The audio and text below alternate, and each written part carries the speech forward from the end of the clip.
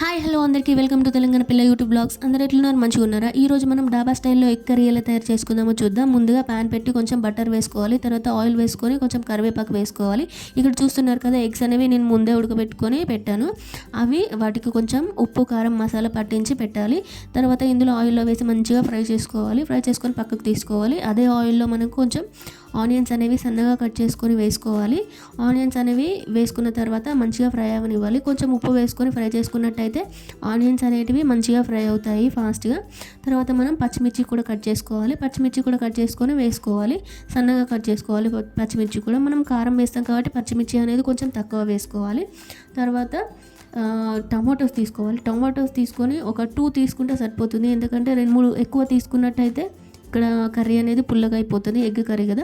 So ఇక్కడ కొంచెం salt add చేస్తున్నాను. సాల్ట్ యాడ్ చేసుకొని ఇలా వీడియోలో చూపిస్తున్న విధంగా మంచిగా మగ్గనివ్వాలి మూత పెట్టి.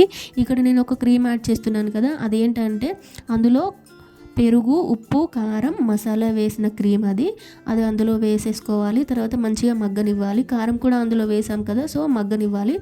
మంచిగా ఆయిల్ పైకి తేలుతుంది కదా, సో చూసుకోవాలి. మనకు నీళ్ళు యాడ్ చేసుకోవాలనుకుంటే కొంచెం యాడ్ చేసుకోవచ్చు, లేదా చూస్తున్నారు కదా ఇలా అయినా చేసేసుకోవచ్చు. మంచిగా మగ్గనివ్వాలి. క్యాప్ పెట్టుకొని మంచిగా ఇట్లా మగ్గనివ్వాలి.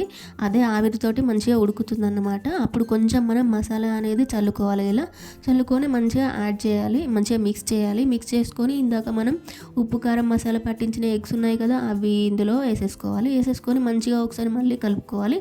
సో ఇంతే ఈ కర్రీ, ఇట్లా చేసుకోవాలన్నమాట. తర్వాత లాస్ట్లో మనము ఫ్రెష్ క్రీమ్ అనేది యాడ్ చేస్తున్నాను. ఫ్రెష్ క్రీమ్ అనేది ఎందుకంటే అలా యాడ్ చేస్తే మంచిగా టేస్ట్ అనేది ఎక్కువ వస్తుందన్నమాట. సో మనం ఫ్రెష్ క్రీమ్ అనేది యాడ్ చేసుకోవచ్చు, లేదా మీరు స్కిప్ చేయండి ఫ్రెష్ క్రీమ్. సో లాస్ట్కి కొత్తిమీరతో గార్నిష్ చేసుకుంటే మనకు డాబా స్టైల్లో ఎగ్ కర్రీ అనేది రెడీ అయిపోతుంది. సో ఇంతే ఇక ఈ వీడియో. మీకు ఈ డాబా స్టైల్లో ఎగ్ కర్రీ నచ్చినట్టయితే మీరు లైక్ చేయండి, షేర్ చేయండి, అండ్ వీడియోని సబ్స్క్రైబ్ చేసుకోండి. ఛానల్ని సబ్స్క్రైబ్ చేసుకోండి. Thank you for watching. Bye bye.